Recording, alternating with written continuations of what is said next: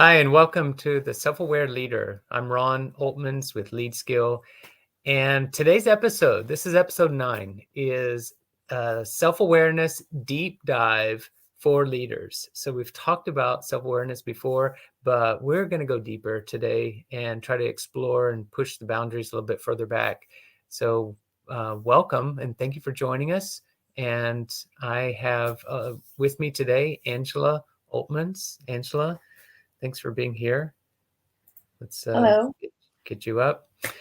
Yes. Yeah. So self-awareness is what the self-aware leader, this whole podcast is all about. And I mean, we have discussed a little bit about self-awareness before, what it is, but we only just scratched the surface. And so it's time to go just a little bit deeper into it. So you got any questions that rise to the top of your mind that you want to launch us off with here? Or is there any particular direction you want to go right now?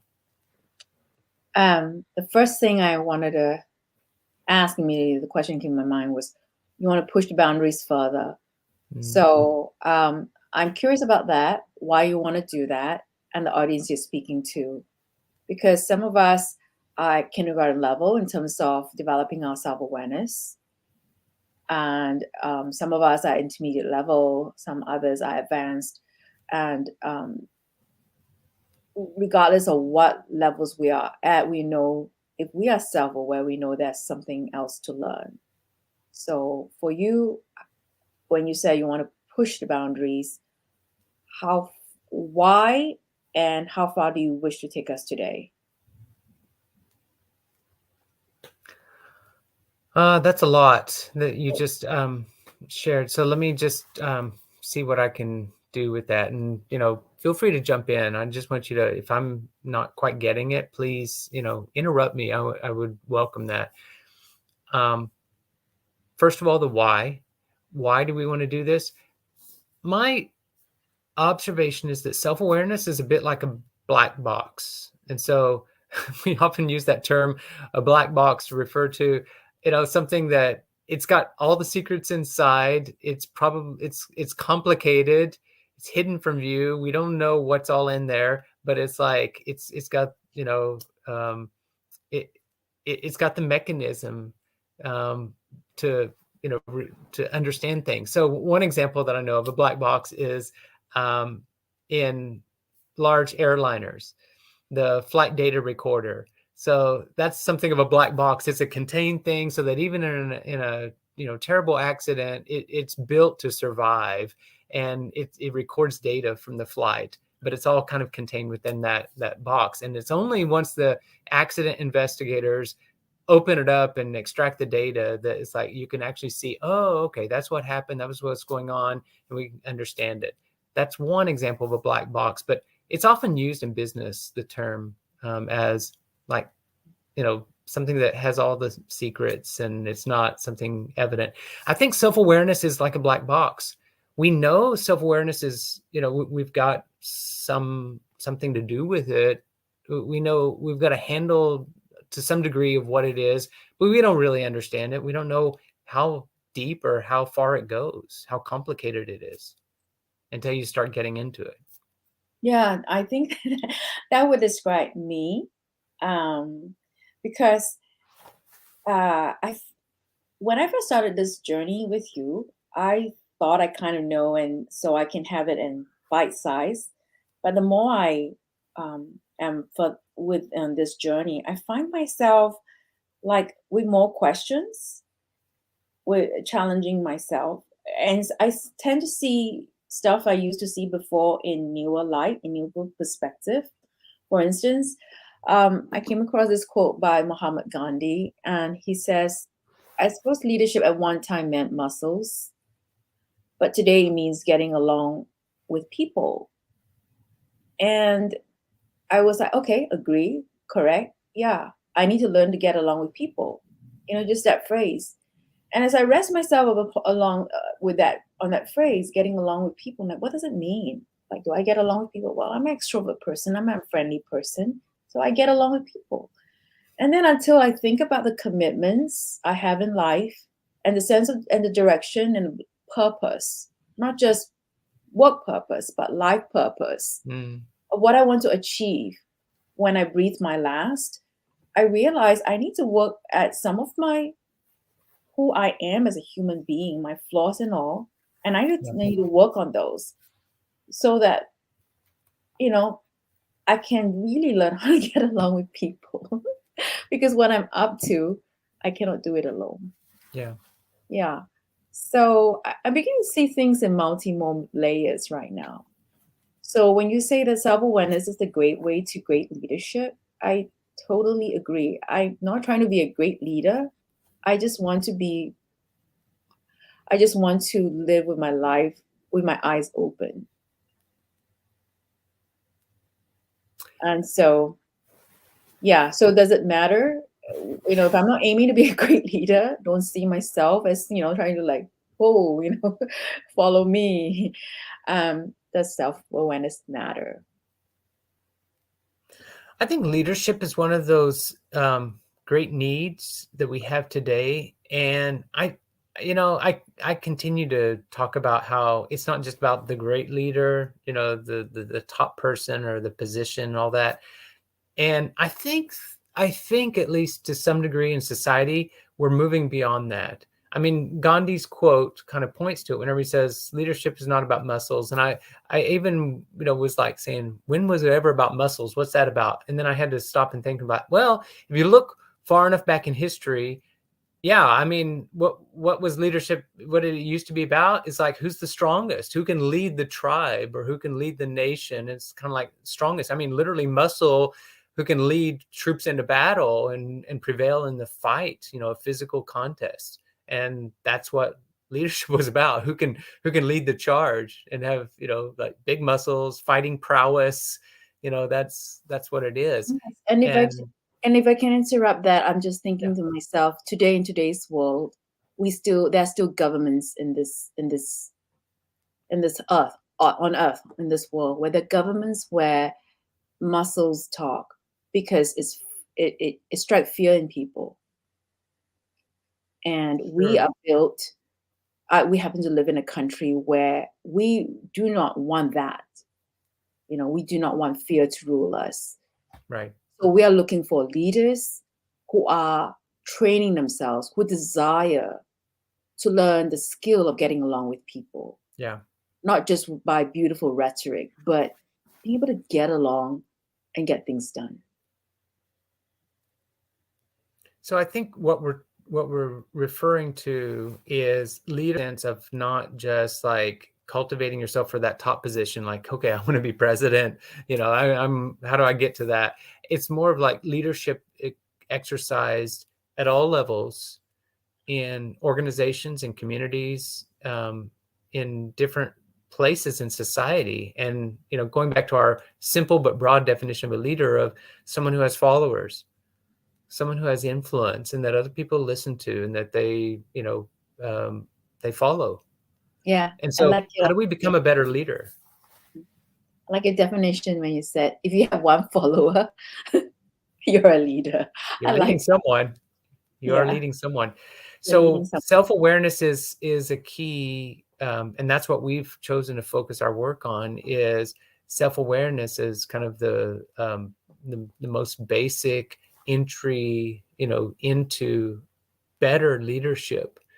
And so we've introduced self-awareness before, but how do we go a little bit deeper? And your question was, how far do I plan to go today on this, particular broadcast? And I hope to just give, a few more handles and, talk about relative levels of self-awareness and also some of the sources to give us insight so that we understand a little bit more about the black box and it's not quite so mysterious.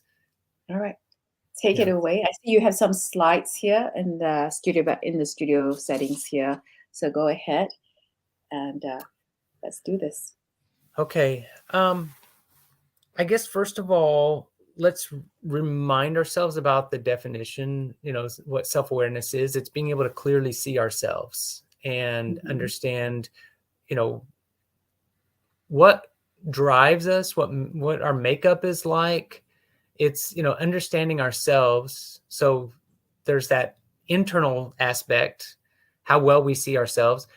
But there's an external aspect of self-awareness, which is understanding how others see us. Because, other people give us insight into who we are and into our makeup. And so self-awareness is not just some lonely pursuit. It's something that is very social, and that we get the best insights into our self-awareness, into ourself, when we're in relationship. So that, quote by Gandhi about the best leaders, work on relationships and lead people that way. Yes. That's a key part of self-awareness, is how do other people see me? And do I really have an accurate grasp or handle of that? So we're looking at both aspects there. And I think maybe to do the flip side, what's the opposite of self-awareness is self-deception or self-delusion, when we're actually operating under false information, a false image or understanding of ourselves. We think we're one way. I may think I'm very outgoing and gregarious, and the truth is I'm not. I'm really not. I'm really introverted, and I don't like mixing in social functions too much. And, it's like, so self-deception would be kind of like we're fooling ourselves, or we don't really see the truth about ourselves. And it may not be that like we're lying on purpose. We just, have the wrong picture that we're operating from. So far, so good. Yeah. So far, so good. I mean, the one part that when you said, if I can reproduce it, Yeah. having self-awareness, you get a better picture of yourself if you ask someone. Yeah, there's two sides of self-awareness. It's internal self-awareness, how well I see my makeup and what I'm like. And the external side is, do I really have access, or do I have a good picture of how other people see me? Yes, that's the part that kind of like triggered something for me. How Uh-huh. do I have an awareness of? Because I remember many years ago, and I've not done this, and it's time to do this exercise back again as I expand my network into as I expand my network and have new people in my life. And so one of the exercises I remember doing was it is always good to get feedback from people you know. And it's always good to have feedback from people who you don't know. Because Yes. first impressions, first impressions, people just have a clearer idea. I mean, I've traveled and I've talked to strangers, and sometimes they give the most incisive picture, assessment of who I am. And I find that so valuable. So when you Yes. said that, I'm thinking to myself, I have a 1 o'clock call later, and I think I was like, I'm just make me think about, like, because I'm always thinking about, like, what is the set of questions and amount of time that I can ask. I'm thinking that would be something I would ask the person, you know, feedback. And that would be valuable. And I need to remember that. That would be useful for me. But that would make a very interesting conversation, because when I did that exercise many years ago, I was like, huh, is that what you think of me? It's very interesting because some people try to be nice, some people are just straight on, and it's very interesting. It's No, another. that's perfect. That's actually a great setup, and I'm really appreciative of that, because it leads us into the next thing I wanted to share, Okay. which was something that I learned fairly recently, but it really has given me a new appreciation and a better awareness about the bigger field of personality, is like understanding our makeup and who we are. And Mhm. so this psychologist named Dan McAdams brought this out really in the 1990s, but he described 3 different levels of personality. And as I have gotten further into it, I've just realized, like, man, this is really good. It's really helpful. I mean, maybe I'm just geeking out, but I want to share it with leaders. And again, we're trying to bring things out of the black box and take mystery out of it so that we have a better grasp of it. So I'm gonna share this. Dan McAdams said the 3 levels of personality, and I've arranged them level 1, level 2, level 3. Level 1, what he called basic traits, are the sort of things that come out in a personality profile. One of these tests that you might take. The one that's most popular among psychologists today, I say most popular, I mean, it's most widely accepted or regarded as giving valid information, is called the Big Five. We've talked before about how I prefer actually the 6. There's a 6th element and the HEXACO model. But either way, we're talking about how do you describe people in broad terms, but in enough, specific sort of characteristics that we can get a read on someone. And Dan McAdams calls this basic traits, this level, it's like the psychology of the stranger. And so exactly what you just said, Angela, that sometimes people who don't know us very well or meet us on the first time, it's like kind of how they would size us up. And if you gave them a little questionnaire, a very short one, like give 5 adjectives that describe Angela. Oh, she's outgoing, she's this, this. It's like, it's been shown that can be a pretty accurate sort of quick summary of a person's makeup or their personality. And that is what we're talking about, describing people at the basic traits level. So the psychology of the stranger. And I would say that for leaders, a really powerful tool is if you want to understand yourself and you don't want to take a big, interpersonal risk, just going asking a lot of people around you. So what do you see? What do you notice? A pretty low risk approach is to do an in-depth personality profile that will tell you, how do strangers see you? How do you show up in the eyes of other people? So whether it's something based on the Big Five or if it's something like the DISC profile, there's many different assessments that are available, but these basic traits help describe a person's personality. Some people are outgoing, other people are reserved. Some people are very direct, how they solve problems. Other people are, more reflective. And those sort of adjectives that describe us is what we're, summing up within basic traits. Any question about that? I would add something else because, the breath work, you just live your life with a meditative spirit. That's who you are, right?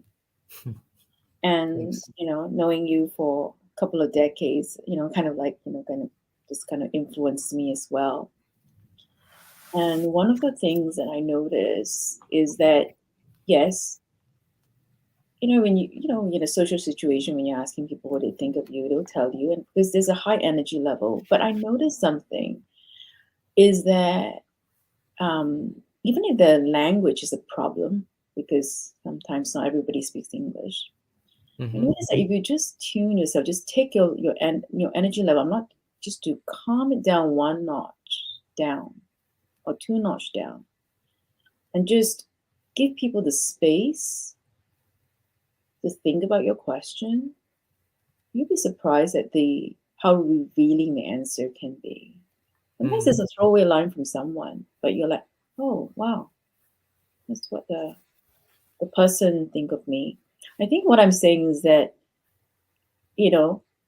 we can attend to our spirit to create the space for answers to come up when the availability of a tool is not there. And how to cultivate that, it's a lifetime skill and process. And I'm glad you put out the wheel and to name our emotions, as well as the breath work steps to become more attuned to the present moment. So that's what I want to add. That's really good. And you're right. We don't always have access to the tool, but by just observing and suspending our judgments, but like asking ourselves, what do I see? What do I notice? And having a few good questions, we can tap into this, sort of what I call a rough and ready sort of typing Yeah. of people, including ourselves.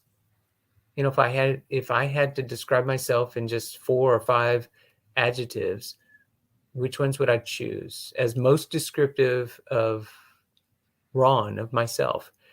And that in itself is a self-awareness sort of exercise. Yeah. I'd like you to go over to level 2 because I'm watching the time. So personal concerns, what does that mean in your? Yeah, if basic traits are these kind of what we call generalized traits that is not dependent on the situation, they kind of are long lasting, they stay with us over long periods of time, if not our lifetime, then the personal concerns level is how we show up in different situations and how we show up at different times in life. So it's more dynamic, like how you are as a young child and the personality that you exhibited, and then as an adolescent, and then as a young adult, and then later on in life, as you go through different roles, it changes. And so Mm. the personal concerns level is it's both what kind of the strategies that you adopt depending on the situation, the different roles that you take on in life, and how that expresses your personality. I mean, if people would just stop and think, like, how you show up as a friend for people outside of work and how you show up as like a worker, they may be very similar, but I would, guess that there are some differences in your personality, how your close friends would describe you and how your, coworkers or customers or, people that, deal with you at work, how they might describe you. And those differences get to some of these personal concerns and life themes, that are, just part of how we function in different settings and in different times in our life. So you're saying the concerns of the person in a given situation determines how they show up. For example, I'm looking at a 60-year-old person. If they are a director level at a company, so at work, they're probably pretty, like project management style, getting the things along. There's some human side about it. They might have a warm personality. But over the weekend, if the person is playing with their grandchildren, they're laughing and being silly, enjoying a good cup of ice cream. Is that what you're saying? That the concerns of the person in that given time, you know, given by the role, shows how the person behaves at that moment. Yeah, and maybe another way to maybe talk about this is, if the basic traits is the what you notice when you meet a stranger, the things that stand out to you about their personality, the personal concerns get us deeper into the why. Like, noticing that a person is kind of introverted or reserved is kind of a basic trait level observation. Understanding why they're reserved. What is the motivation in their life? And realizing that how they, act in public is different from how they might act with a few close friends, and that with a few close friends they're anything but reserved. Or if you talk about something that's of great interest to them, all of a sudden you see another side of the person Yeah. emerge, and they suddenly get bubbly and excited. So the personal concerns help us access deeper and different aspects of the personality that you'll never see at the basic traits level. Sounds like a little pocket book that one of our sons showed us, the Dale Carnegie book that he got. How to win friends and influence people. Yes. Yeah, that's a good one. Yeah. So, um, okay, there's still like like almost like a, yeah, it's useful information, Ron. I'm just like take on a question part. So that sounds a little bit strategic. Yes, it is. But all of us do operate on some level like that, whether we're conscious or not conscious. Yes. yeah, I get what you're saying about the personal concerns determine how we show up in life. Yes, I get it. And the fact is that the different things I'm describing on different levels, the way they actually come to us in life, it's all jumbled, it's all mixed up together. We get it all as a, as a a complete person, a living person. Yeah, Uh, because within a very short time, let's say you go to a friend's party, yeah, there's a stranger there that you've never met. You kind of quickly size them up. Kind of like, oh, okay, I noticed, okay, it's a man and he's somewhat middle-aged. And, you notice these basic trait level. But if then a few minutes later you look over and you notice that all of a sudden he's kind of looks different, he's like bubbly and he's talking to someone else, you start noticing some of the personal concerns. But then if you get in a conversation with him, you start swapping some personal information, or even start getting down to the story level, you learn even more things about the person. And so it can all show up, as one thing. So these different levels is a helpful way for us to kind of separate and sort out things that are really kind of all combined together. I'm all about becoming a better human being for me.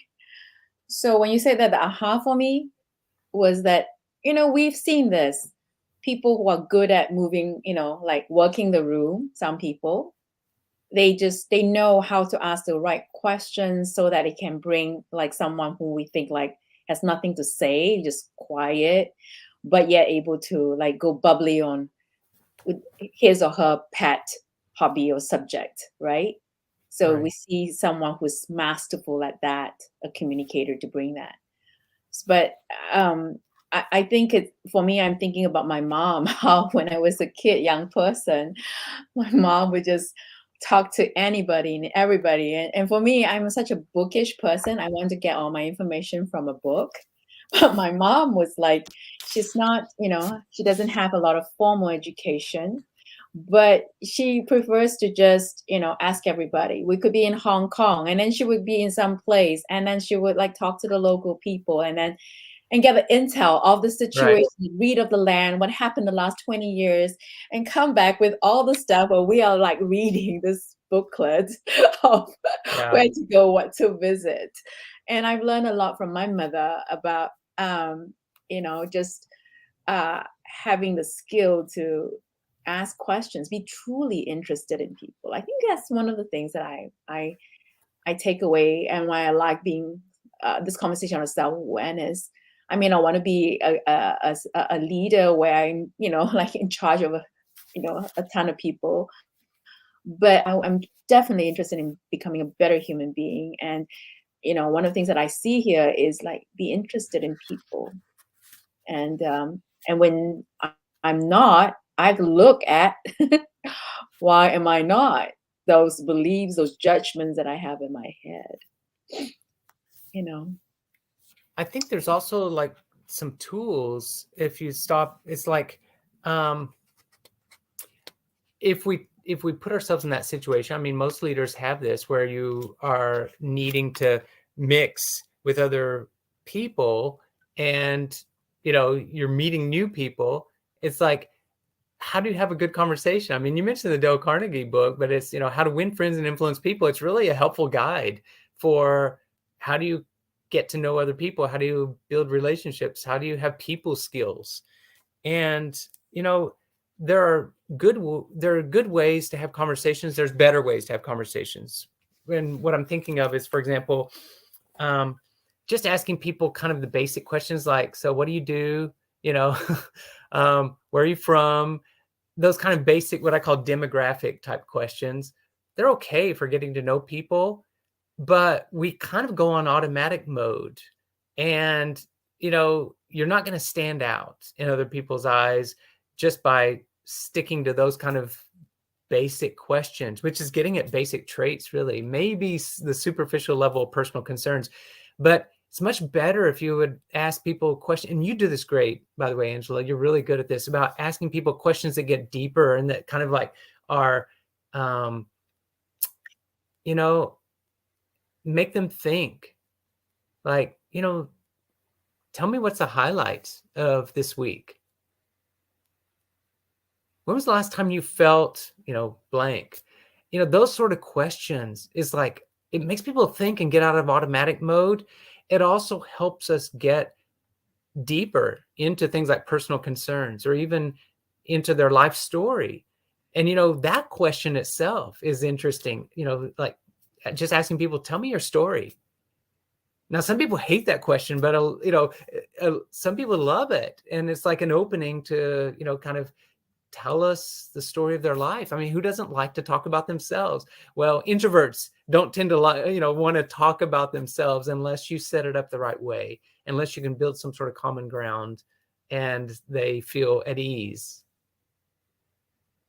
But, this sort of level setting or thinking about these levels of personality is a very helpful tool, even in like having conversations with people in networking settings. Yeah, so when you say that some people don't like telling that story, I was just wondering, I'm not a psychologist here, so I've not done enough study and a sample size. Like, why do you think some people are reticent about telling a story? Are there leaders who are reticent about telling their life story? I've coached leaders who did not want to tell much of their life story or the personal side.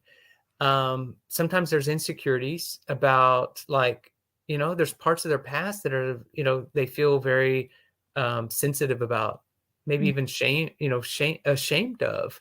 And, other people I've seen are like, I don't want to tell about my personal story because they've created this kind of professional persona of like, they've got competence in this particular field or this industry and they want to shine, and they think telling personal, things about themselves will somehow take away from this professional persona or this sort of leadership personality that they have cultivated, and they don't want to reveal those things about themselves. Oh, because for me, when you tell your life story, you know, whether you've done horrible things in your life or, like you said, things that you have a past which you still carry shame about, even if you tell it, I would still like you as a person because your competence in excelling in the service you provide to the marketplace is not, it's not, sometimes it's fueled by that past. I think it is, but it doesn't mean that, it the product and the service, I judge it differently from who you are as a person. The personal life story, I used to say, make you more human, more memorable. Yeah, I hate It questions does. It like, does make you more memorable. I would agree with that part. And I would also say, Angela, here's maybe a point of self-awareness for you. mm, I'm talking, your okay, particular gift is okay. that you're able to put people at ease, ask questions. You have this natural curiosity. You're a really good interviewer.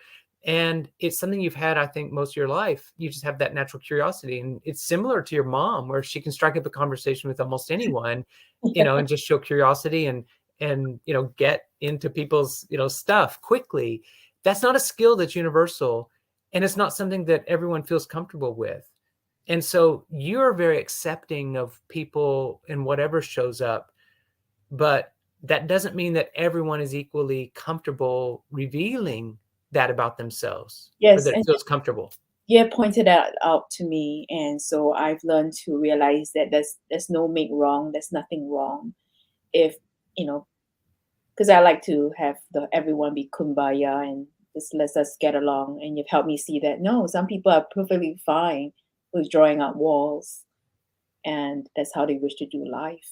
Well, I But think you've noticed, right? There are some people who withdraw from you, who actually want to run and get as far away from you as possible, because either your questions or your person, who you are, is like they don't want someone asking them the kind of questions that you ask.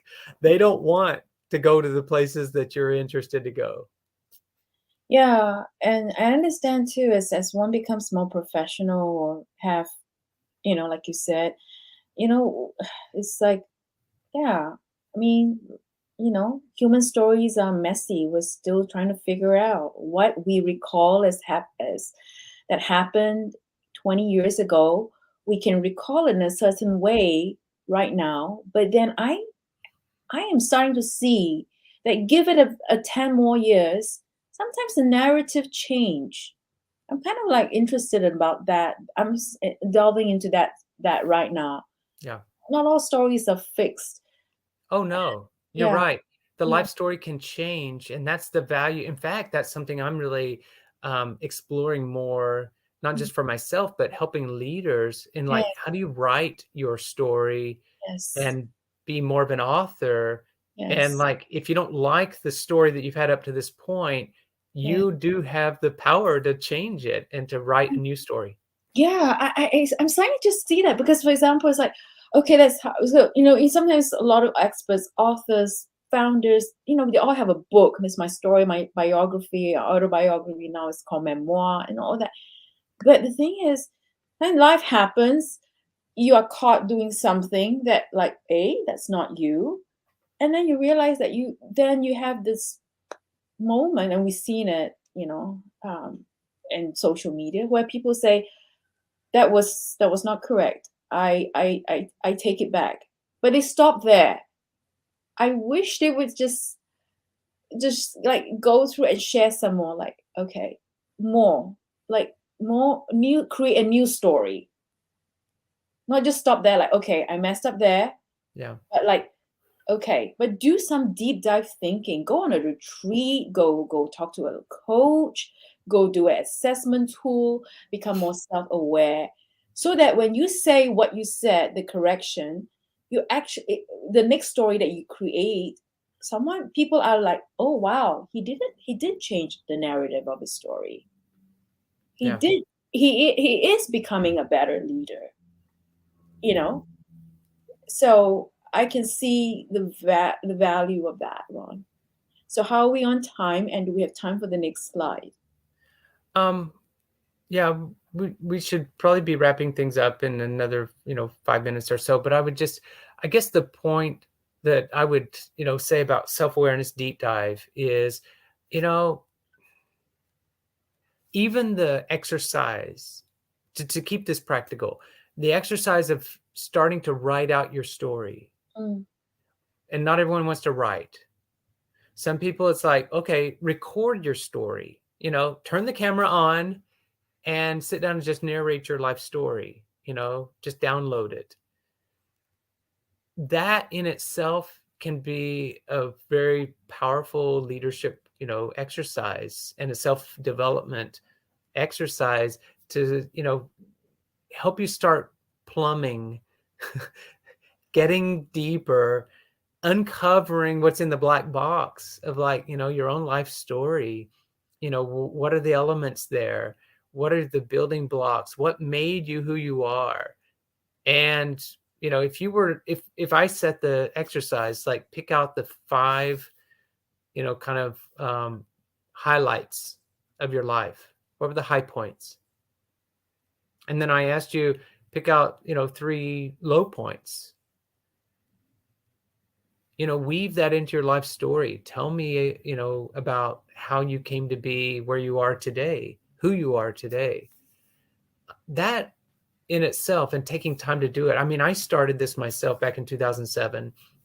The first time I sat down, I was about almost 40 years old, and I was like writing my life story from the time I was a little boy, from the time I was born, actually. And then I, wrote it for the first time. And since then, I've revisited that almost annually, yearly, and added to the chapters, but also gone back and analyzed the themes of my life to try to just understand myself better. And it's a very rich and powerful practice that I would recommend to all leaders. yeah. So when you said that, I was just thinking about last week on a conversation, a Zoom call. The person said, I wasn't even aware because our paths hardly crossed, and she said, "You're a very creative person." I was like, "Oh, okay, thanks." And then last night I was working through a series of questions for myself before bedtime, and one of the questions came up was list a number of your creative accomplishments. Mm. Okay, all right, I'll try. So I started doing it, and then I realized the new creative accomplishments I've created since the pandemic using the digital platform, which was different from what I created years back, which had nothing to do with digital, you know. And so and then at the end of the exercise, I was like, dang, she's right. I'm pretty creative, you know, because I didn't see it because I became aware of why I didn't think that way because I'm not Dali or Picasso, where I use my art to give a social statement about the political climate of our times. So I don't think of mine as creative because that's what a truly creative artist do, creates a simple, beautiful art and yet makes a strong, powerful political statement, like Pablo Casals, my favorite cellist, kind of thing. So but when I went through the exercise of naming my own creative accomplishments, I was like, yeah, I am. And I became self aware. It's like, oh my goodness, you know, stop comparing. Of course, you're not Dali, but it doesn't mean that what you do is any less than, you know. So that was useful for me. Have been enjoying this self aware journey with you, Ron. And when you said about asking questions, I was like, maybe I could use your platform lead skill. And you're not my agent, but you kind of like sometimes work like my agent because, I don't know all the business details on things. Yes, I am a good interviewer. And I love Very to good. hear your story. I love to hear it. So hire me. My quasi agent is Ron Lead Skill Company. And we do this also as together as a couple for teens.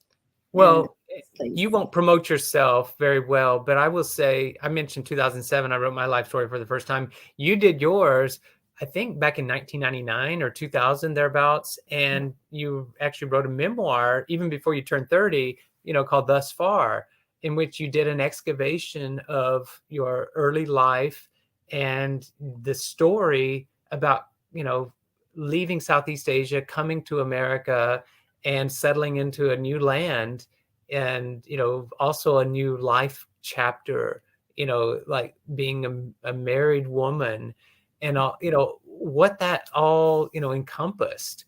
And it's like, it's a very powerful sort of exercise that you did, but you were like 7-8 years ahead of me in doing that. And you didn't just do this alone. I mean, you wrote it out, but you also had a coach who worked with you on these chapters that you wrote and gave you feedback and was pretty intensively collaborating with you on that whole, like a guide in the process. Not like a guide who already knew all the answers and knew where you're going, but it's like a guide who walked alongside with you and kind of like give you a reality check or a sanity check occasionally and give you feedback, which is very valuable. Yeah, so I'm also like a life coach where I'm not here to check your grammar, even though I have a linguistics degree.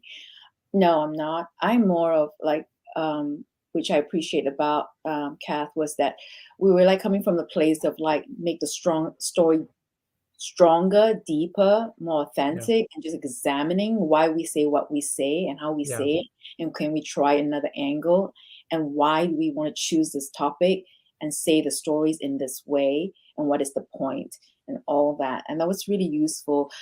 Now you have challenged me to look at it, writing it again, another one. And at first I was like, my mind was like, I don't want to do this. I've done it once, but that's what people who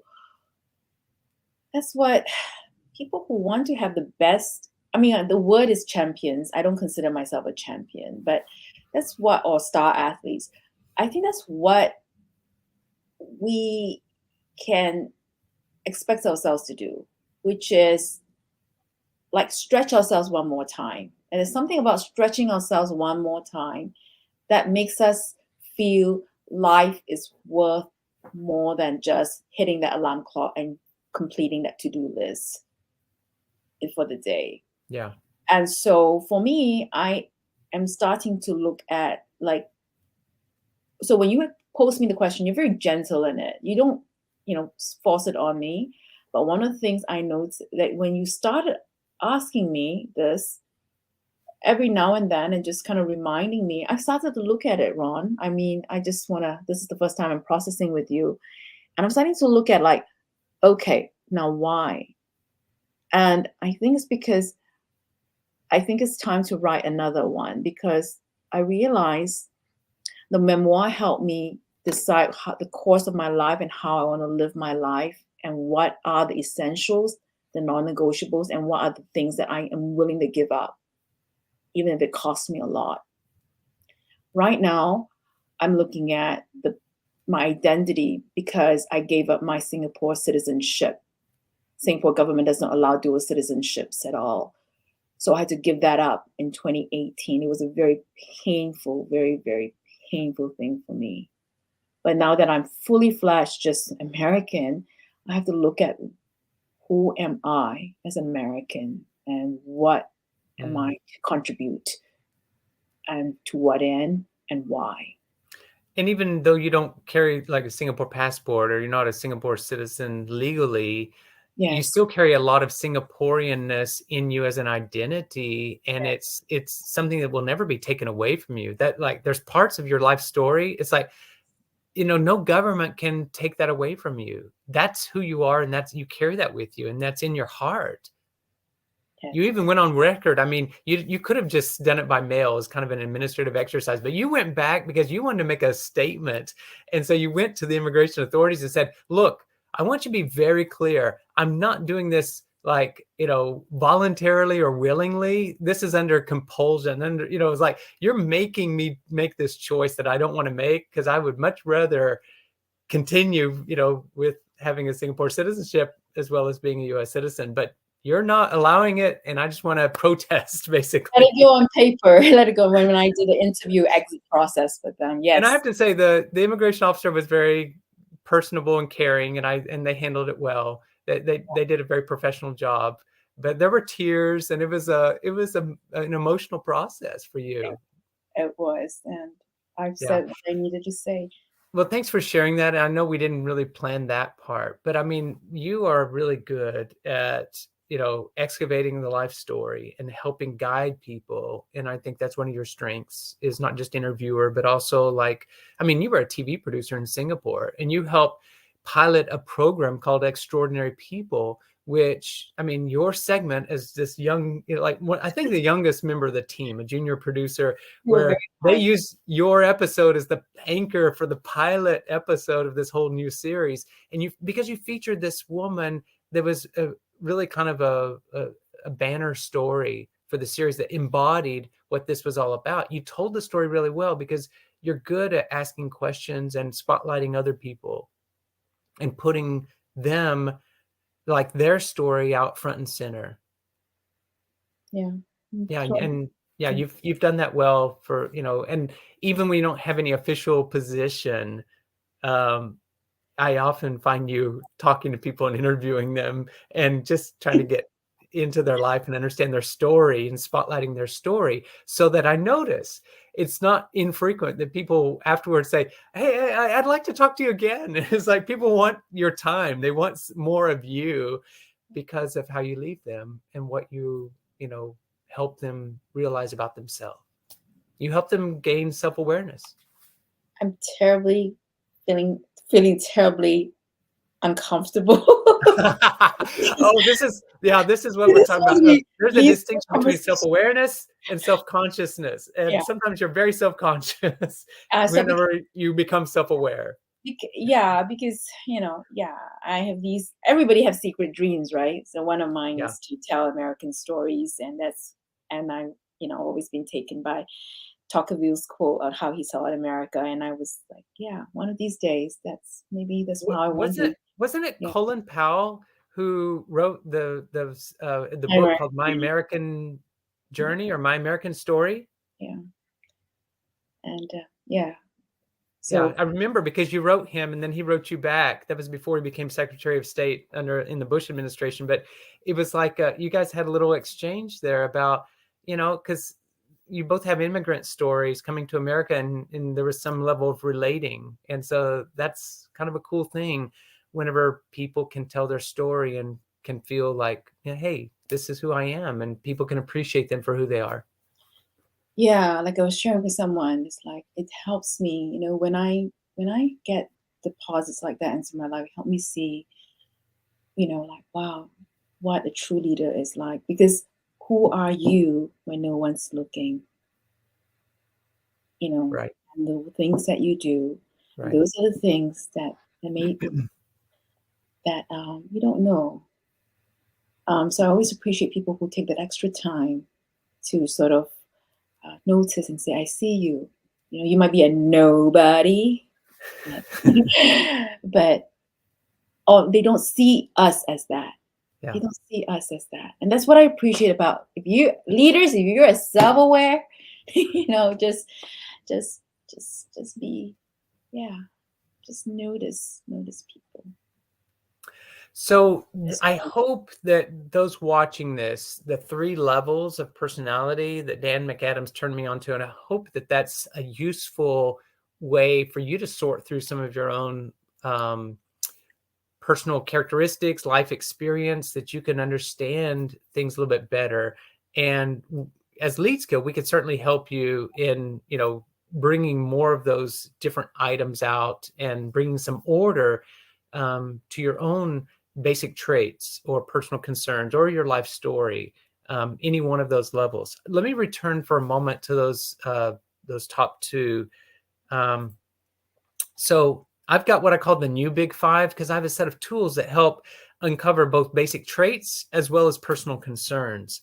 And just briefly, they're like, these different uh, assessment tools that help us get to them.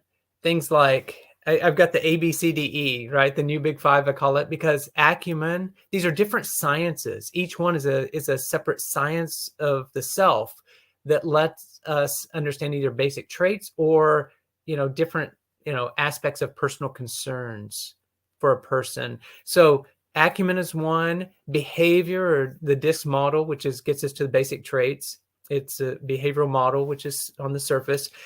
The competencies, which is your skills, what you're good at and what you're not so developed at, to understand some of your developmental journey.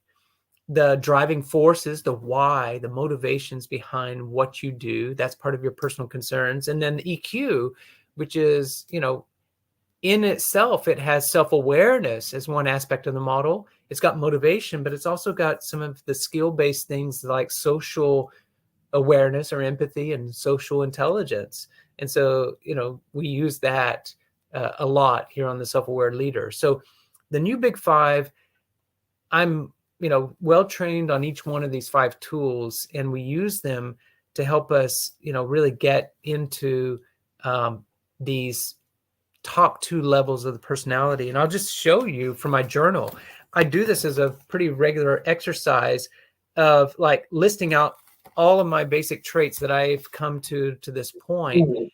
And I review them on a regular basis to try to just keep it top of mind and increase my own awareness of my basic traits and some of my personal concerns in light of the big 5, the new big 5 that I use, in my leadership development practice.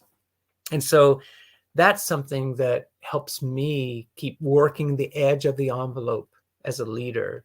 And something that I encourage other leaders to do is to take more of what I call your tacit knowledge, the knowledge that's, locked up in the black box that you don't quite have access to, that's still a mystery, and bring it out and make it more like overt and, knowledge that you are aware of.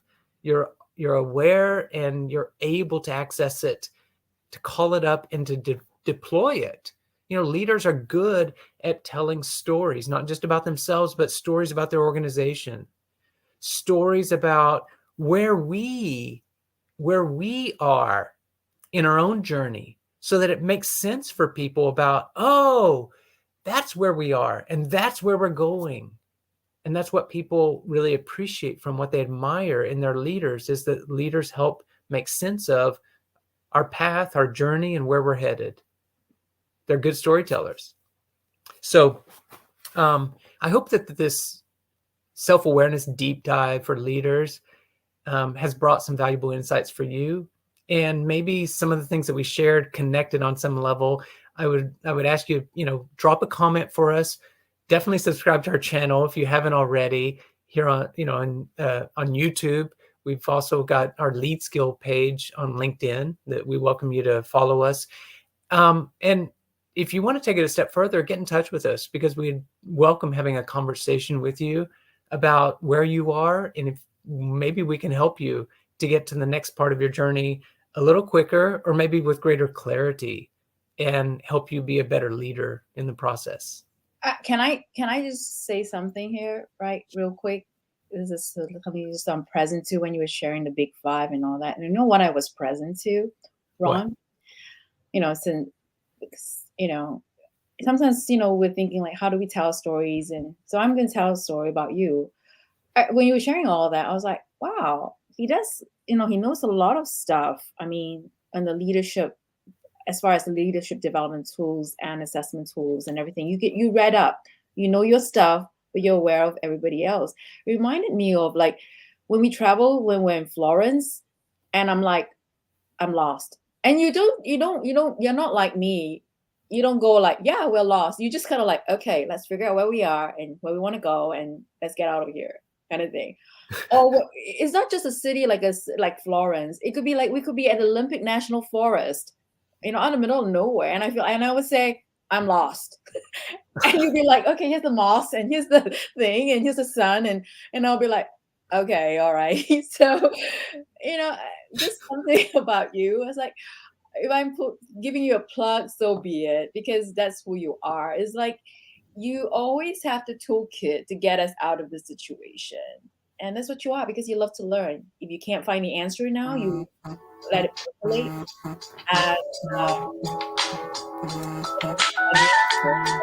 you for that. So, and it takes courage to become self-aware, and it takes patience to become self-aware. As Albert Camus said, and I Googled him, and he had this really good quote. He says, "Those who lack the courage will always find a philosophy to justify it." So I hope that you will have the courage. Wow, that's powerful. Those who lack the courage will always find a philosophy to support it. To justify it, yes. To justify it. Wow. Albert Camus. I never read Camus after college, and I thought I should read Camus again. Yeah, it takes courage to become self-aware. It takes patience to become self-aware. And I'm on this journey right now. I can tell you, now that I opened this, is it called the Pandora box? I just opened it up now. I'm like, oh my goodness, this is kind of messy. But it's been good. It's been good. Yeah. It's helped me. Like, for example, last night, the conversation with my mom, I was like, okay, wow, okay, Mom, all right, okay, how do we end this so that there's love in our hearts, kind of thing. Yeah. Relationships are messy. Yeah. Well, I'm going to wrap up our live stream. We're coming on an hour here, and I really appreciate you for joining us. As I mentioned just a minute ago, please reach out to us and let us know how this helped you. If nothing else, drop a comment, give us a like, and hopefully you'll join us on one of our future episodes of The Self-Aware Leader. Thanks. Bye-bye.